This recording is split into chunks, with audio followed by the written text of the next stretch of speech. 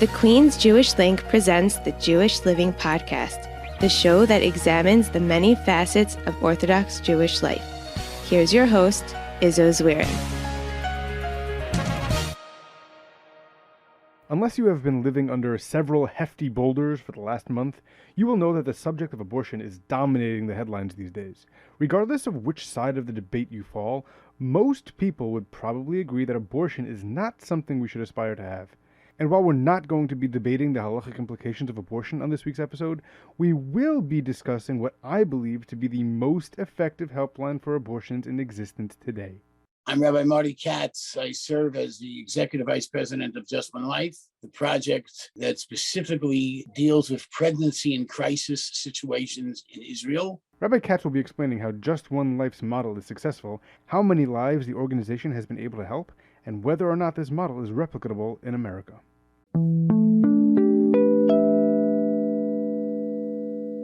Rabbi Katz, thank you so much for joining me this week. I really appreciate your time. I know we've been trying to do this for a while, and I'm glad that we are able to sit down. Thank you, and it's a pleasure, Izzo, to be with you. Terrific. So before we get into Just One Life, I want to get a little bit of a background on you. Can you tell me a little bit about first you as a person, and then how you got into Just One Life and your position there? Certainly. First, I'd like everybody to know Izzo and I, we're not just called friends, we're mishpacha. Izzo's in-laws are cousins to my wife, and that makes us mishpacha. All right, cousins through marriage. Correct. So I received smicha from Yeshiva University in the 70s. I was very involved in Yeshiva University's outreach movement. I was very involved in all sorts of different programming, probably all over the world. I was in the Soviet Union. I was in Israel on some missions for Kiriv. I had the exclusive learning by Rav Soloveitchik. I also had the exclusive learning by Rav Aaron Kreiser. After receiving my smicha, I actually was a Hebrew school teacher. Then I became a teacher at Ramaz. Then I became executive director of Lincoln Square Synagogue. At the end of the Lincoln Square Synagogue term for myself, I decided to actually go into business as a pure business. It didn't work. And then I looked around for different causes that would be interesting to me. There were many knocks on the door. And this cause, which I'm sure you'll ask me about, just was a challenge. It was a challenge. It was different. It was really a challenge. And I did a lot of homework into the cause, calling Israel, speaking to lay leaders, speaking to rabbis. And I often tell the story in Kew Garden Hills that the Makab Patish was Rabbi Fabian Schoenfeld of Shalom, who saw me running to shul on 70th Road to make a mincha. He stopped the car, and I had already spoken to him, and he said, "Marty, you're taking the cause, right? You're going to do this. You're going to do this." And I remember saying, Rabbi Schoenfeld, now I am going to do this. I'm married, 5 children. Baruch Hashem, they're all married. One is in Lakewood, one's in Muncie, one's in Passaic, 2 are in Houston. My son-in-law and daughter are in Houston for a decade. My second daughter moved there. My son-in-law was a Lakewood Colo director. And Baruch Hashem, I think you now have my whole bio. That's phenomenal. In brief form, because those who are listening, I don't want to bore you. Okay. Well, maybe we'll have that for the paid subscribers, of which we right now have a grand total of 0. But maybe one day we'll get a little bit more. Let's talk a little bit, obviously, about Just One Life. So first of all, let's get an overview. What is Just One Life? How long has it been in existence? And when did you join? I've been in existence from the beginning. It's 31 years old. It started with one focus, one mission. If families or singles, and mostly families, are terminating a pregnancy in Israel, is there a way to deal with this problem without screaming, yelling, causing guilt? I mean that. Is there a way? And I'm not the genius who put the formula together. There's a lay leader by the name of Jack Forgash, who came from Brooklyn, who's now in Teaneck, who was very close to Rabbi Schaffman. And between the two of them, they were thinking about this as they read an article in the Jerusalem Post about the many, many terminations that were taking place in Israel. And they brought in Madeleine Gittleman, the I'd say, most amazing social worker one could ever meet, and a dear friend of mine. And she came up with a formula that if we're able to network to social workers, doctors, rabbis, rabbaniot, municipalities, that if somebody's considering to terminate because of socioeconomic stress, please refer them to us so we know it's legit and we can see the need, tell them what we can do for them, which is usually money, and they make the decision. Listen carefully. They want our help or they don't want our help. If they don't want our help, no guilt. Wow, what are you doing? What are you doing? No, they make the decision. We also brought in Rav Avram Pam Zatzal, who became our rabbinic advisor, and I became very close with him. Jack went to Torah Vodaas. Jack also went to Mesivta Tferes Yerushalayim with Moshe Feinstein, and I was actually a member of the board, the educational board at Yeshiva University, and that was the formula, and it worked because instead of screaming and yelling, we use love, Ava. Yes, I'm familiar with what's going on now out there with Roe versus Wade and all the politics. We're not pro-choice, we're not pro-life, we're pro-chance. We could talk to anybody. I could talk to the pro-choice, I could talk to the pro-life. There's a problem. Just to show you how amazing it was in the beginning, Hadassah, one of the presidents of Hadassah, actually called me and said, Rabbi, I read about you and I love your formula. It's an amazing formula. And we were giving out monies to extra food bills, extra baby supplies, shortage in the rent, to train sometimes the husband so that he could learn an extra job, which I'll talk about a little later, which is fascinating. We doled out money every month, okay? And Madeline was in charge. I raised the money. I used to visit Israel. Who's Madeline? Madeline Gittleman. She was in charge, the one I mentioned before. She's now the executive. She was executive vice president, but now she is the chairperson with Jack here in Israel of the board. Jack's the chairperson here. We're a boutique shop. It's not like there are many of us. Myself, a secretary here, and there's a staff, a team of a few people headed now by Chaya Katzin, the CEO, who's unbelievable. She has a professional team, and we'll talk about that. And we're doing great things, but we've changed the formula. We are no longer, life is you have to be Malin by Kodesh. You have to raise the bar. We are now a center for any situation in pregnancy.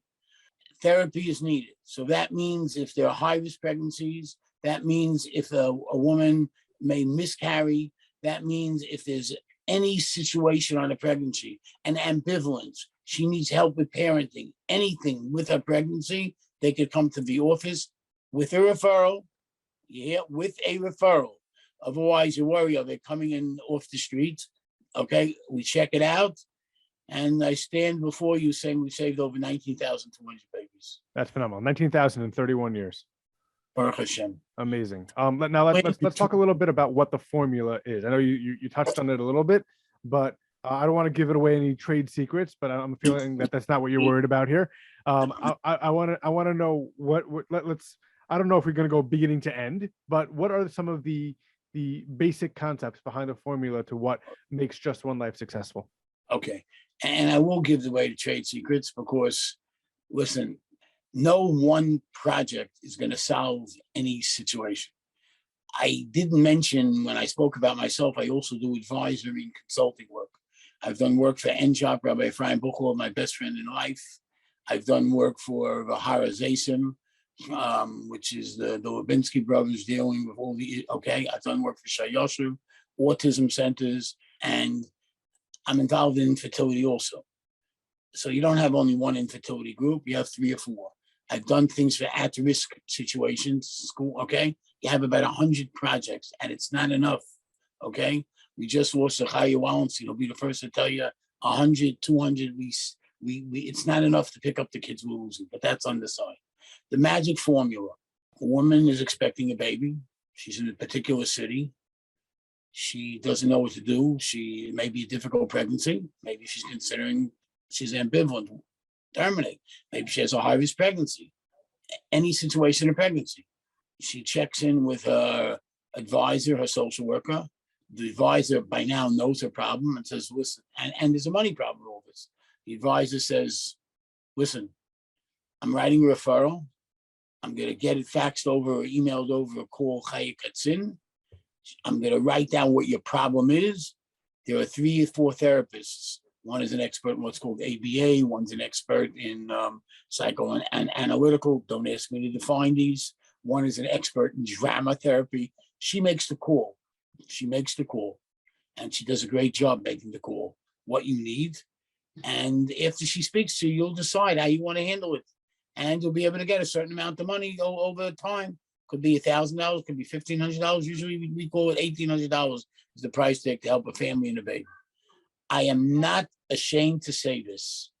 If we have to handle single mothers, we handle it. The early days, with pride, Rav Pam Olav Hashem used to tell me, Reb Menachem, that's my Hebrew name, it's the same mitzvah of Hatzalah. Don't get caught up, religious, not religious, from, get caught up that it's a Jewish soul you're working on. And I have a secret to tell you. There are some Arabs we also had to help, and there's some Christians we help. And I'm very tired to be evangelical Christians, which we'll talk to me about later. So that's the formula. It works. We've expanded it, as I told you. Everybody has their portfolio. I don't know if you'll be able to see this, but this is become my identity. This is my portfolio. Okay, my portfolio are my babies. And for those of you who are listening, that's going to be the profile picture of this particular episode. So if you see the advertisement on social media or in print, that's the picture that Rabbi Katz is talking about. That has become, you'll appreciate this, Izzo, that's become my identity. Here's my line.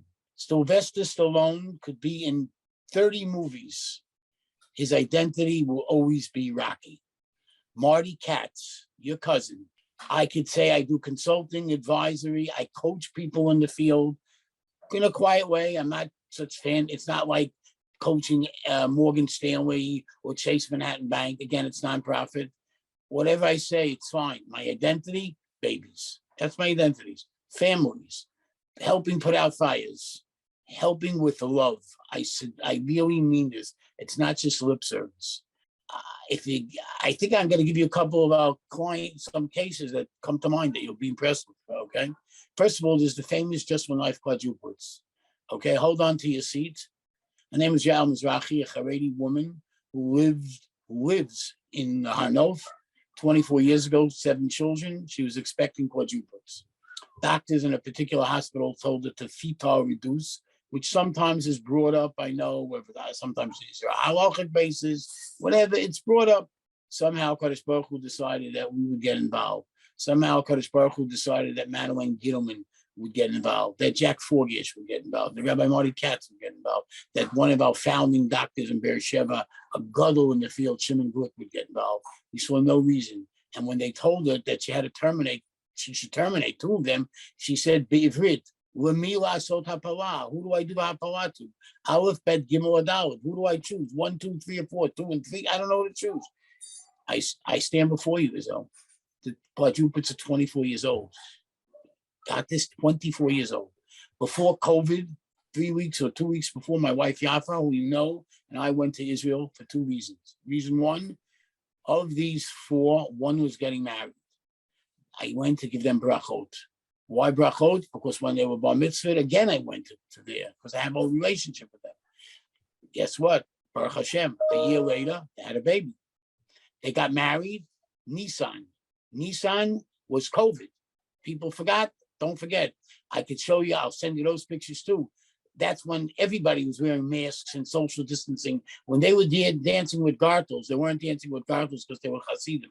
They were dancing with gartels because they got married in the height of COVID with a small wedding.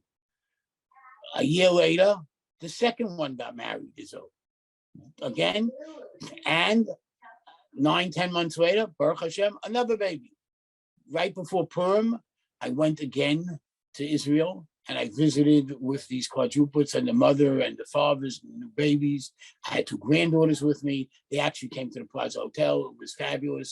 And this is right before Purim, and in this community, they know I was one of the last to visit with Chaim Zatzal. It was okay. And often when I went to Rav Chaim for brachas. I actually spent time with them about the different nonprofits, amutot, or charities and stuckers that I was involved in. Of course, a good deal of it had to do with Just One Life. And his grandson actually knew the mother of these quadruplets. So it was just fascinating. Anyway, we went, we spent time with them. It was an experience where I just can't describe. Besides this, we also have a special relationship with Sharei Tzedek.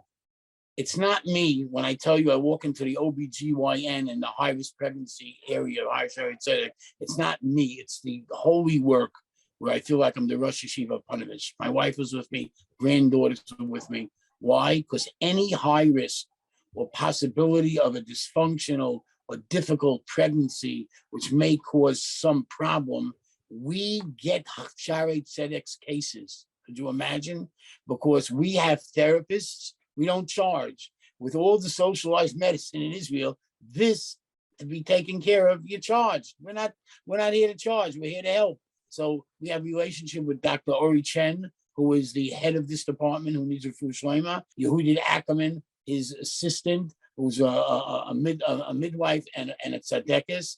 And this is all thanks to Chaya Katzin, our director. And it's just a fascinating experience. Okay, so I walk into Sharei Tzedek, they're all around me. They took pictures. We probably were put in the newspapers. But if it helps the families and the babies be born, I raise them. I'm going to give you two more cases, if I may. One family where the husband had three jobs,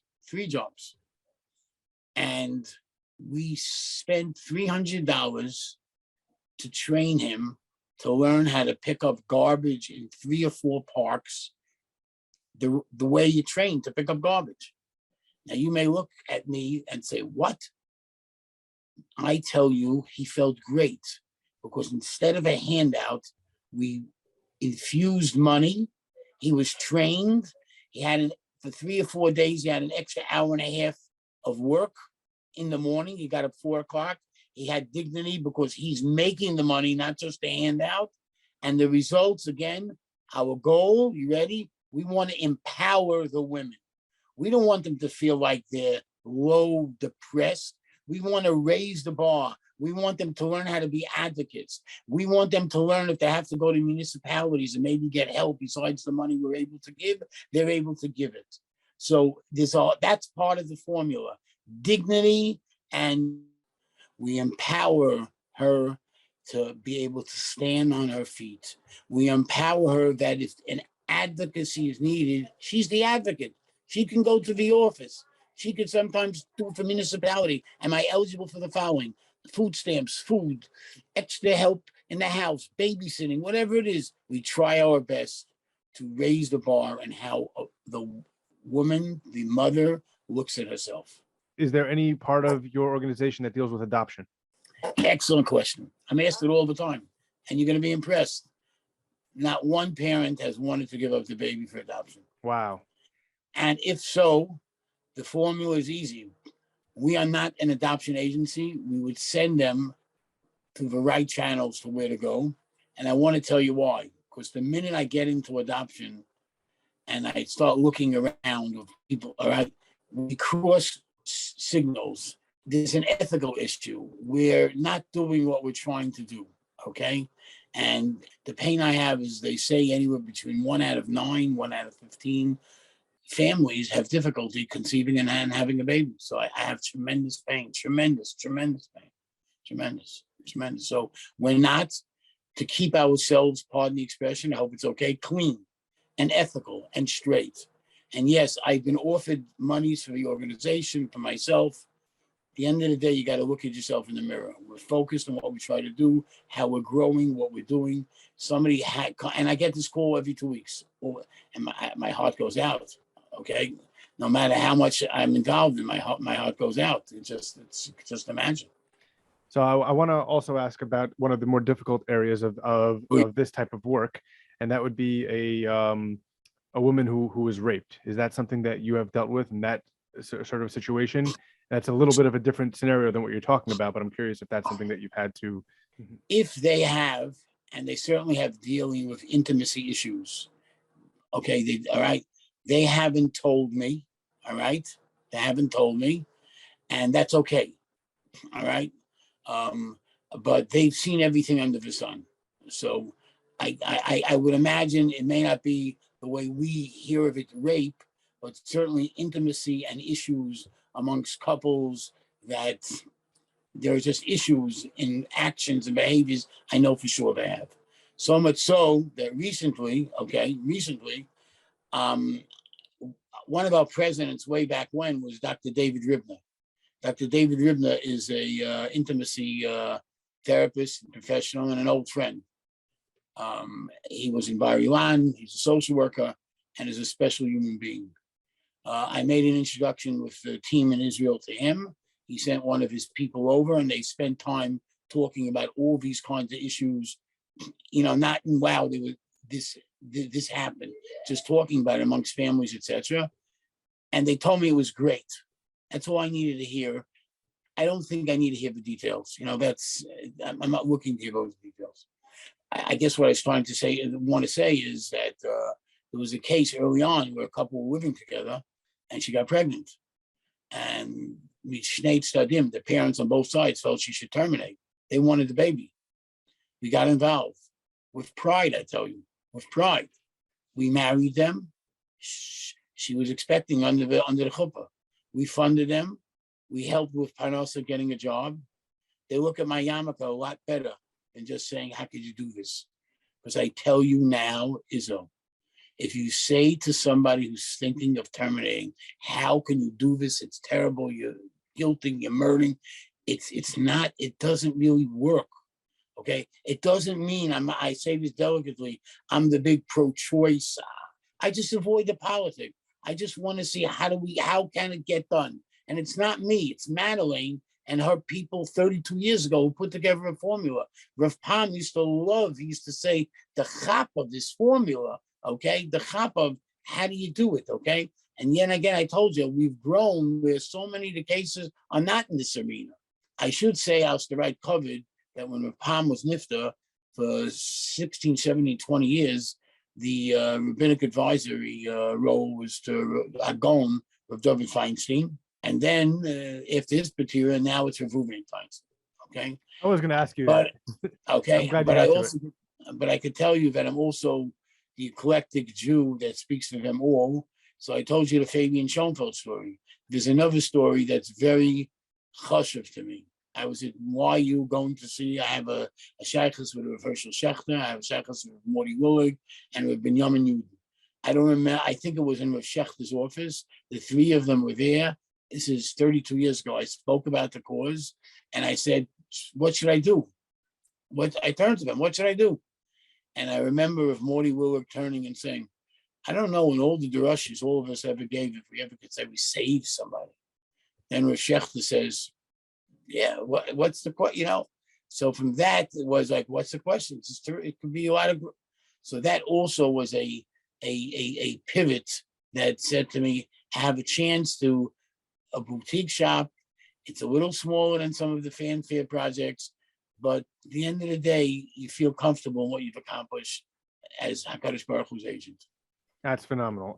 What strikes me about Just One Life as an organization, and you kept saying how you're apolitical, but you're also, in being apolitical, you're able to answer a lot of the pro-choice sides of things where they say, well, you don't care about the baby after it's born. Yes, we do. We provide them financial support, emotional support, and you don't care about the mother, you only care about the child. No, we help out with the mother, we help out, and you're not trying to put pressure on people, you're not trying to put pressure on governments, you're not trying to put pressure on lobbyists, you're just, and you're not going to the abortion clinics, you're having the people who are interested in this come to you. So all of those things, I feel like even the pro-choice side would say, you know what, this is how, if you're going to do it, this is how you do it. Now, with that, is this something that's replicable in America or in other countries? That's something that can happen? Okay, so great. But first, I again want to backtrack that we're now a house that deals with every pregnancy issue. So I could go a whole week and we can have all sorts of different kinds of pregnancy situations. Right. Okay. But, you know, once you're labeled one way, that's how everybody thinks that's all you do, and that's okay. We're in the Hatzalah business of, I say, not just the baby families. The answer is there is a project in the United States called In Shifra's Arms. First of all, I should say, just one life comes from the Gemara in Sanhedrin. He who saves a life, it's like he saves the world.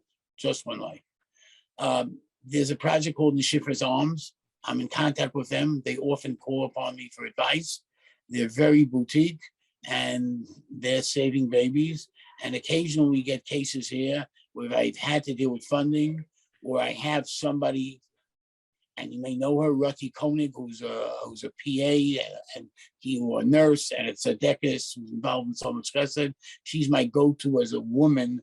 When I get a case here, she could talk to the case, talk to the woman, okay? And she then, if need be, will contact Shifra's Arms, and they'll take it from there. You want me to tell you a case that's fabulous that I just thought of in the United States, Ruti Koenig's case? Sure. This is a fabulous case. So a woman had a boyfriend who was non-Jewish. She was expecting. There was a car accident, and the non-Jewish partner, who was the father of this baby, obviously they were living together, died in the crash. She needed help. Ruti knew how to arrange the help here, and she gave birth to a girl. About a year after the baby's born, a year and a half after the baby's born, Ruti is talking to the mother and says, by the way, what's your baby's name again? Let's say the baby's name is Jessica. What's the Hebrew name? I never gave her a Hebrew name. He never gave her a Hebrew name. In Kew Garden Hills, actually in Rabbi Friedman's shul, her husband, Gary Koenig, Gedalia Halevi, we arranged for him to get an Aliyah. He's a member there. He got an Aliyah. The woman came with the baby to Ruti. There's no father. They worked out what the name is. Gary received an Aliyah, and they named this baby. Everybody called out Mazel Tov. And afterwards, they came to Ruti's house, and there was a kiddush for this girl. It's hard to believe what I'm about to tell you. This mother, and let's call her Tammy, that's not her name, but let's protect the innocent, even though her first name's not going to give it away. Tammy never lit candles in her life. So the Shabbos that Gary received an Aliyah and Tammy came with the baby, Tammy lit candles for the first time in Ruti's house. She's not from. We worry about her. We work on getting her food for different Yom Tovim. She'll go to a Chabad here and there. She now has a second baby. It's a story also. We're not judgmental. We're here to help. One thing I know, HaKadosh Baruch Hu's in charge, not Katz's worm. So I can't tell you where the from ones, the non-from ones, I don't know where they're going to be down the line. I don't know who's going to do what. So as Rav Pam used to say, it's an neshama. Our job is to worry about saving this neshama, saving this family, and not getting into the dogma, okay? No matter what the situation is, no matter what kind of pregnancy it is, whether it's high risk, whether it's therapy, we just got to do our focus. We do our focus, HaKadosh Baruch Hu's choice, and the work is holy. And I say this carefully. I'm not the holy one, no matter what they tell you. I just do the holy work. I want to talk a little bit about your partnerships. I know you spoke a little bit about Shari Tzedek. I know you have a partnership with Oral Roberts University. I want to talk about that for a little bit. And then if you can talk about your relationship with a surprising group of people, which is the evangelical Christians, which is maybe not a surprise in terms of their focus on this particular issue, but maybe it is in terms of their focus in Israel. So if you could let's talk about Oral Roberts first, and then we can move on. Okay, so the truth is I have to reverse it. You'll see why. Okay. 10 years ago, my close friend said, your cause, even though you're not political, but the way you tackle these issues, you have to be brought to Pastor John Hagee and his wife, Diana, who every year have a program called Christians United for Israel. They're not the Messianics. And by the way, in the last 30 years, they must have doled out $100 million for different causes, okay? Hospitals, Migdal Or, Bells, Just One Life, an OU project, an autism project, a young Israel project that deals with deaf. So you have to see Rabbi Scheinberg. He is very close and the rabbi in the arm of John Hagee. And I think he's going to fall in love with your whole method and all the buzzwords and what you do. And I think you'll be able to give in a proposal and you'll receive funding from that community. Am I making sense? From his pocket of money. Sure enough, the first time we met, Rabbi Scheinberg and I became very good friends. And I don't remember if we got $75,000 or $100,000. We were one of like 30 organizations. Kobe Mandel, that maybe sounds familiar. Loleno, he was, there was a Kobe Mandel fan there. I'm just naming organizations. All right, that they're just Nefesh B'Nefesh, the leading organization. Okay, Josh Tzaddik there. Okay, just fast, a friend of mine. I've had this relationship with him for over a decade with Diana. They also have another project, part of their motif, called Kufi, Christians United for Israel, which he had. There are all sorts of groups under the John Hagee group, and Diana Hagee, his wife, chairs this, that combat the anti-Semitism and the left-wing politics. It's unbelievable. As a matter of fact, I could say this now on the air. I am going to want to introduce you to Shari Dollinger, who is the head of Kufi, and have her on your show. I think it'll just be fascinating. That's phenomenal. And just for people who are interested, a while ago we had who did you? The Morrisons, Cheryl. The Morrisons, and that's right. I'm looking at it on my list. Yes. Cheryl and Pastor George. Yes. I think this will be fascinating. She's a terrific person. So Okay? if anybody wants to hear that, that's episode 64, that they were helping out with Israel also. People are interested in that one. It's unbelievable what they're doing. Kufi helps what it does in universities here, and people like the Morrisons and the Hagees, unreal. By the way, the Morrisons, when they had their church in Denver, we used to get a lot of funding from them also every year, 5,000, 10,000, 2,500. So I have these relationships, and now I could get to Oral Roberts University. There were students from Oral Roberts University learning in Israel for the year. Okay, they fell in love with the Holy Land. They were volunteers for us. They used to come to the office once or twice a week, help with the mothers, help with the babies. Let me tell you why. Because once every week or once every 2 weeks, Chaya Katzin had a follow-up parent workshop for all the mothers that gave birth. So many of the mothers came with their babies, and whatever their reasons of just have parenting, by the way, just to get them out, just to give them dignity, give them empowerment, okay? And very often, a lot of the home visits, a lot of just working with these people were Oral Roberts University people. Phenomenal. No, Tulsa, they're from Tulsa, Oklahoma. So that's my Oral Roberts relationship, okay? All right, so what is let's say the long-term goals of Just One Life? What are we looking to do in the coming years and future down the road? I'm assuming this is going to be a legacy project for you guys. I'm assuming at some point you're going to not be the executive director anymore. At some point you're going to pass the reins over to someone else. Where do you want to see this go once you're on your way out, and then even further into the future? It's actually the people in Israel who would like to see other offices opened up in other cities so they could help more families and more pregnant women in crisis. That's okay. So if there's an office on King George, by the way, there's a website, www.justonelife.org. You want to contact me, you could email me at info@just1onelife.org. That's an easy address to remember. If you go to the website, you'll see addresses. I contact you, in any way. Believe it or not, I return any call I can. Okay, I try to. That's the easy way. We talk about if anybody wants to donate. If you go to the website, like any website, hit the donate button and pick the number you want. Okay, if you want to give $1,800, $1,800. You want to give $36, $36. You want to pay it out, fine. We're actually working with Cause Match, and we're going to have a campaign. The launching starts. It's a little different than these 2-3 day campaigns. It's actually going from tomorrow for about a week. Actually, they're ambassadors. The chances are, if you go to the website by Monday, there'll be an area where you could click on there and go right to the homepage of this campaign. And if you want to get involved, say, I'd love to get involved. I'd like to help you. And myself, my secretary usually reminds me, we'll get back to you. It's pretty simple. And just so everybody out there is aware, the Just One Life is on Instagram and Twitter and Facebook, and we'll link to all of those places on our social medias as well. So you can, if you want to jump to those locations, you can do that.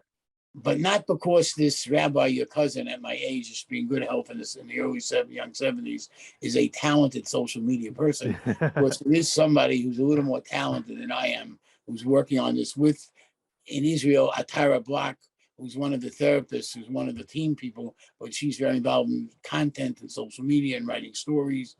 Listen, I can tell you something I didn't say. During COVID, we were open. Israel, we were open. Doesn't mean the office was open. You don't have to be open to be, okay? You have a telephone. You got a computer. You have email. You're open. And we did what we had to do. And we helped families. There's one amazing case, okay? I don't think you could put this, it's a 4-minute video of what we do. I didn't send you that yet. But one amazing case where a mother said, thank you for getting me a bar of soap. I kid you not. The little things count, ladies and gentlemen. The little things count. Before I let you go, Rabbi Katz, is there anything else you want to leave us with? Is there anything else that you're working on that you wanna plug at this point? And not really. I think I've said it all. I enjoyed being on the show. It's funny. I've been interviewed for the last few times, different places lately, and join our mission. Help us. My Rebbe used to say it's Aliyah Panimit. Internally, we're bringing Aliyah around. It's a unique formula that deals with every pocket and aspect of pregnancy. It's very fulfilling to me.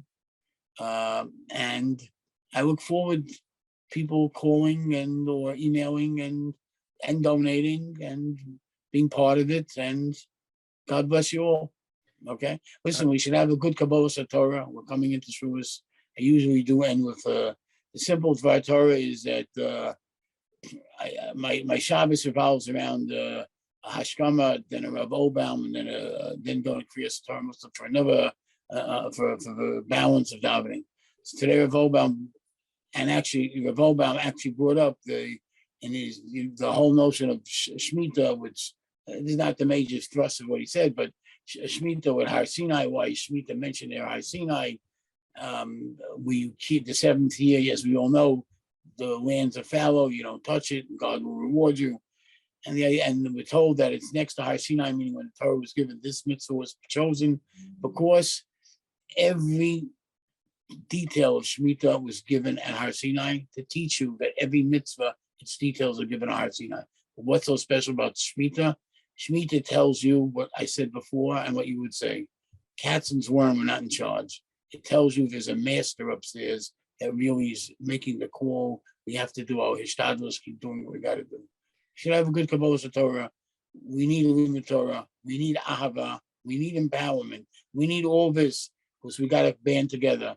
Because if anybody hasn't read Mr. Zwern's columns, you should, and you'll find out it's not just buzzwords. It's not just, he didn't tell me to say this. It's not just made up. It's not just fantasy. It's the truth about where we are going. And the truth is we only have ourselves now in many ways to be with each other and try to band together.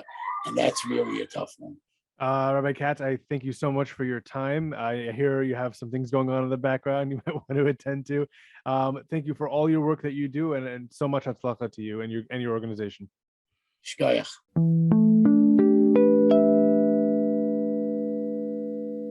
My thanks to Rabbi Marty Katz for joining me this week. If you're interested in helping out with the cause, please see our show notes for the links discussed in this week's episode. Until next time, Kol Tov. The Jewish Living Podcast is produced by Sreli Picus. Our theme song is The Band by A.B. Rottenberg. Follow us on Facebook at The Jewish Living Podcast and on Twitter and Instagram at Jewish_living. You can also email the show at jewishlivingpodcast@gmail.com. The Jewish Living Podcast is recorded in conjunction with the Queen's Jewish Link.